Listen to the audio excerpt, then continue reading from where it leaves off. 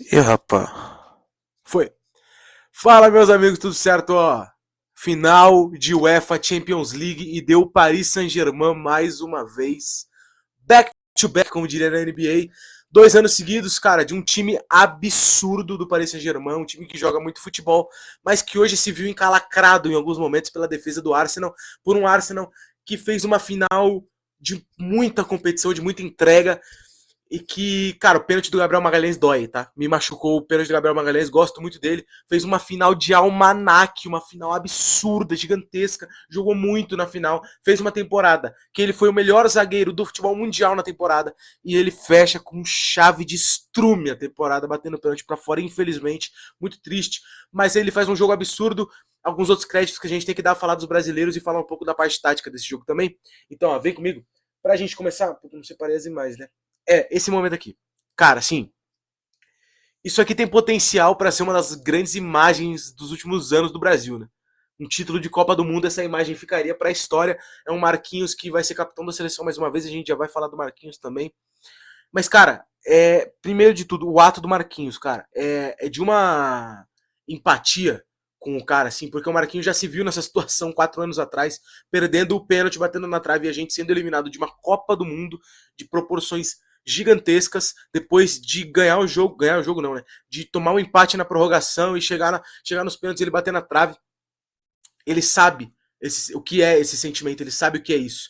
Então é um gesto muito bonito do Marquinhos, o gesto de um líder realmente, mostra porque o Carlo Ancelotti confia nele para ser o capitão dessa seleção.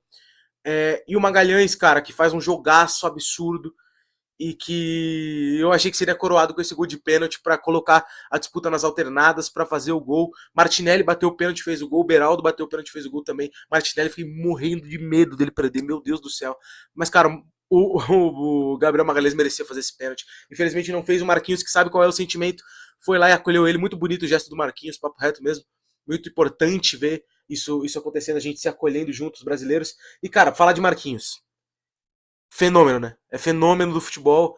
Cara, assim, eu acho que a gente não tem noção do que é ser um jogador de futebol profissional, gente. Eu acho que no Brasil tem muita gente que não tem essa noção do que é ser um atleta profissional de alto nível, a qualquer nível, e principalmente o cara que chega a ser bicampeão de UEFA Champions League e erguer a taça como capitão 2 vezes, sendo brasileiro sendo de outro continente, chegando no Paris Saint-Germain, virando o ídolo histórico do clube e erguendo 2 taças de Champions um ano depois do outro. Muita gente questiona o Marquinhos e eu ainda não consigo entender, cara, ele não ser uma unanimidade, porque, cara, é um dos melhores zagueiros do planeta e mais uma vez se mostra um líder absurdo.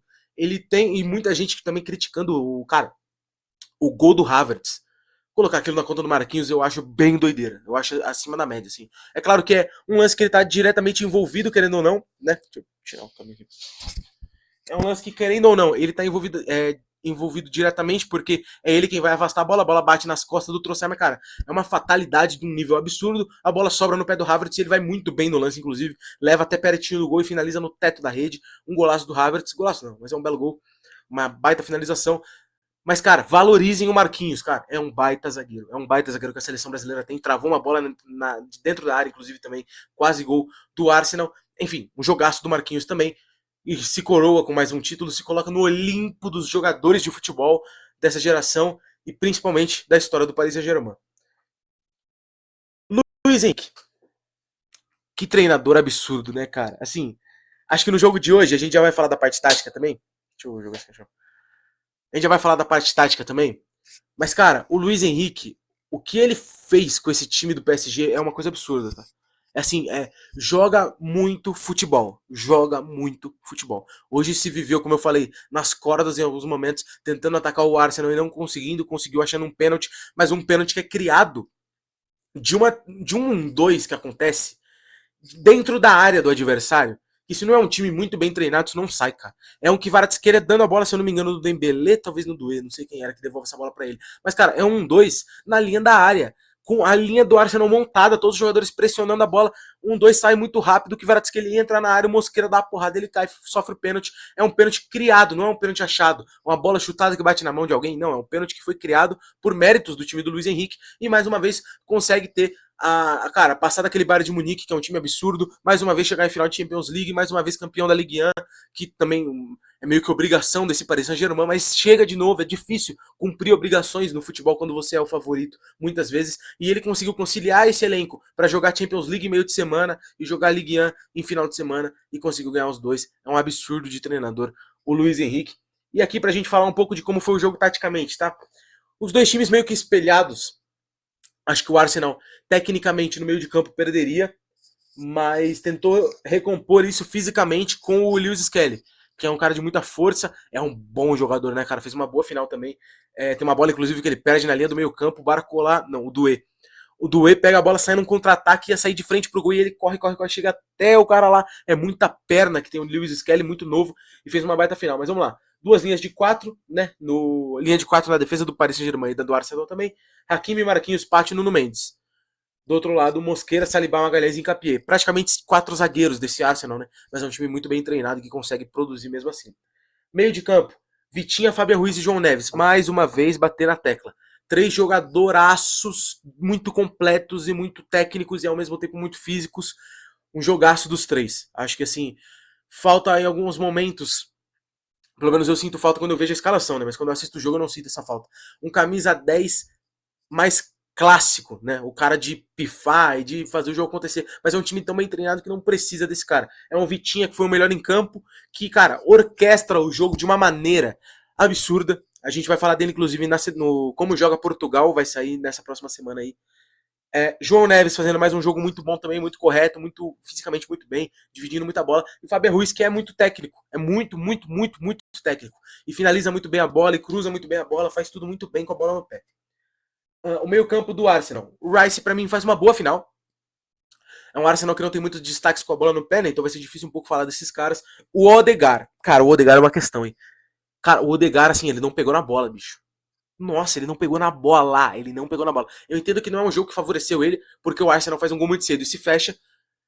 E já vou citar essa parte tática do time ter se fechado, de como que o PSG teve que criar alternativas, mas assim, o Odegaard ficou em campo fazendo hora extra desde o primeiro minuto, porque ele não pega na bola. Ele não teve lance nenhum.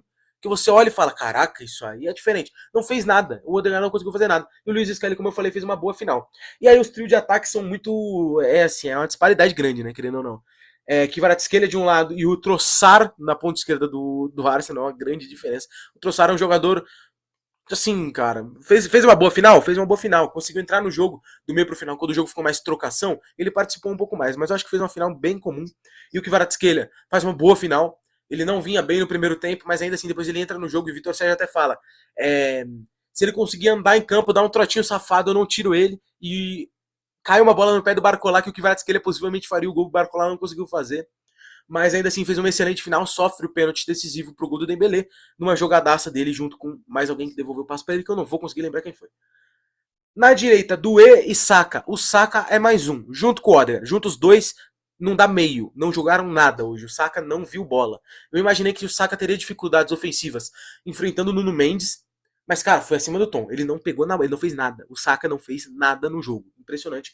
E o Doué fez um bom jogo. Eu acho que o Doué é um cara de muito drible, muita. Porque assim, o jogo ficou tão apertado num certo espaço do campo, numa faixa ali de 30 jardas ali no campo, mais ou menos, que, cara, ficou difícil de criar alguma coisa. Então o Doué tentou trazer esses dribles, tentou trazer movimentações, mas era muito difícil. E aí Dembélé e Havertz, dois caras que fizeram os gols. Havertz é muito decisivo, Havertz é um absurdo de jogos decisivos, realmente. 2 gols em final de Champions, sensacional. Mas no jogo jogado mesmo ele não pegou na bola também. Tentou cavar muita falta em bolas tiradas do Arsenal que ele teria que sustentar, não conseguiu. Depois entrou o Gyökeres, também não conseguiu fazer nada, né, de sustentar essa bola lá na frente, de pegar e absorver o contato, conseguir abrir a asa e se sustentar lá na frente, fazer o time sair de trás. Ele não conseguiu fazer isso, nem o Gyökeres. É uma zaga muito boa do Paris Saint-Germain também. E o Dembélé também não fez nenhum jogo absurdo, não, cara. Mas ele bate. Ele, na hora do pênalti, ele chama a responsabilidade, bate o pênalti. Tem um Vitinho aqui, é um batedor de pênalti do time dele. Ele fala, cara, eu sou bola de ouro, eu sou camisa 10, eu preciso bater esse pênalti, bate com o pé direito, faz o gol. Inclusive, não sabe nem se é destro ou canhoto, esse cara é meio. Tem um negocinho a menos. Mas depois ele sai substituído, meio mancando, a gente não sabe como é que vai ser. O Vitinha também tem essa questão.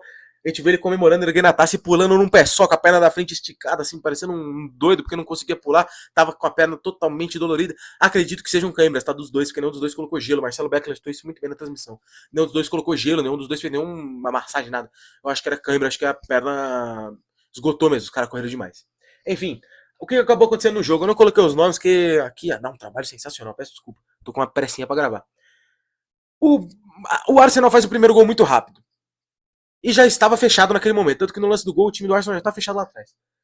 Cara, o Arsenal estaciona o ônibus e fala, irmão, tenta me atacar aí se você conseguir. Eu tenho 4 zagueiros, mais 2 volantes, mais 2 pontas descendo, que eram um saque e o Trossard. Eu tenho o Havertz e o Odegaard, que consegue recompor também. O Odegaard às vezes entrava no meio dos 2 volantes e virava uma linha de 5. Até a linha de 5 atrás, às vezes se o Rice entrava lá. Então assim, cara, tenta me atacar aí, vê se você consegue. E o PSG não conseguia. O PSG tem muito recurso, é o time com mais recurso na Europa para atacar adversários em campo, em meio campo, né? E não conseguia criar jogo porque é muito difícil atacar esse Arsenal. É muito bem treinado defensivamente. Mas em uma jogada no canto esquerdo ali, o Kvaratskhelia consegue um 2 em muitas aproximações ali perto dele, consegue um 2 e finaliza, sai o pênalti, né, finalizado pelo Dembélé e acaba saindo o gol. E mais uma coisa que eu quero destacar. Esse rapaz é macho, beleza? Esse moleque é macho. Esse moleque, ele é homem. Ele ter batido esse rapaz. O Martinelli também. O Martinelli tá nessa conta também. Principalmente o Beraldo. Que eu nem esperava que ele fosse entrar em campo. Ele bater aquele pênalti, irmão. É de uma masculinidade, meu amigo. Jesus. Tem que ser homem, velho. Final de Champions League, para bater um pênalti daquele, novo, não é titular do time, joga com pouca frequência, não lembro nem dele entrando em campo em Champions League direito, acho que ele entrou na semifinal contra o Bayern por muito pouco tempo. Ele entra hoje na vaga do Vitinha, porque o Vitinha sente, e ele assume o posto do Vitinha, literalmente fala, eu vou bater o pênalti, dá a bola aqui que eu vou bater, e ele bate com maestria, bate muito bem pra cima do Raya e faz o gol. Raya que pegou o pênalti do Nuno Mendes, inclusive, que é um bom batedor e tinha feito gol nele na final da Nations em 24. Cara, o Beraldo, ele assumiu uma responsabilidade que não era dele, a verdade é essa, saca? Tipo assim, muita gente saiu, é claro, acho que as 5 substituições foram feitas, né? 5 titulares saem, 5 reservas entram, alguém tem que chamar a responsabilidade de bater. O Zaire Emery, jogador com mais minutos na temporada do PSG, não bateu o pênalti. O Pátio estava em campo, titular, não bateu o pênalti. Hakimi e Nuno Mendes bateram, Vitinha estava fora. Fabian Ruiz, se eu não me engano, ele saiu. Não sei mais, não vou conseguir listar todos os nomes. Mas tem muita gente. O Barcola não bateu. O Barcola joga todos os jogos. O Barcola entra em todos os jogos. Ele não bateu o pênalti. Quem bateu, quem foi lá, era o Beraldo. O Beraldo foi lá, assumiu a responsa, bateu o pênalti e fez. Foram Gonçalo Ramos, Nuno Mendes, Hakimi, Beraldo e o Duê. Verdade. O Beraldo bateu muito bem e fez o pênalti. É muito. Eu acho que, inclusive, eu teria, talvez, cara, falar agora é complicado. Muita gente falou dele na convocação da seleção brasileira. Eu acho importante porque ele entrou de volante hoje. Ele tá se tornando um excelente volante na mão do Luiz Henrique. Você tem um cara que faz essas duas posições, é importante numa seleção brasileira. Mas enfim, não é esse o debate. O Beraldo estar virando um volante é maravilhoso para a seleção brasileira. Um Casemiro encerrando o ciclo em uma posição de camisa 5 que ninguém tomou conta. O Fabinho ainda é o reserva do Casemiro, desde 2018, 17, 16, sei lá, ele é o reserva do Casemiro. O Andrei Santos ficou fora da Copa do Mundo, não conseguiu tomar essa vaga. Então, assim, esse camisa 5 da seleção pode ser o Beraldo. É um zagueiro de origem, ou seja, tem marcação. Acho que ele vai desenvolver essa parte física de bater em vários lados do campo, mas já tem isso. E tecnicamente é muito bom, cara. A canhota desse moleque é diferente. Enfim, pênalti de quem tem macheza. Beraldo, meus parabéns. De resto é isso, tá? Meus parabéns ao Paris Saint-Germain. Minhas condolências a Martinelli e Gabriel Magalhães, principalmente. Fiquei triste pelos moleques, de verdade mesmo. Mas enfim, é isso aí. Se inscreve nesse canal maravilhoso, por favor. Deixa o seu like por obséquio. Comente. Hype o vídeo também, se for possível, se for do seu agrado. E tamo junto.